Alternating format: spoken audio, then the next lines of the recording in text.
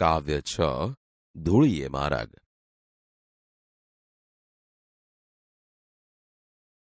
કવિ પરિચય. બાળ દોસ્તો, ધૂળીએ મારગ કાવ્યના કવિ શ્રી મકરંદ દવે છે. તેમનો જન્મ 13મી નવેમ્બર 1922માં ગોંડલમાં થયો હતો. તેમનું મૃત્યુ 31મી જાન્યુઆરી 2005માં થયું હતું. શ્રી મકરંદ દવે વર્ષો સુધી મુંબઈમાં રહ્યા.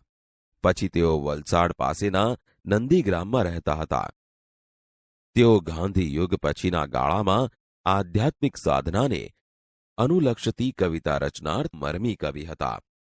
તેમના કાવ્યોમાં જીવનનો આધ્યાત્મિક અનુભવ સાદી સરળ ભાષામાં પણ ચોટદાર રીતે રજૂ થાય છે. તેમને 1979નો રણજીતરામ સુવર્ણચંદ્રક મળ્યો હતો.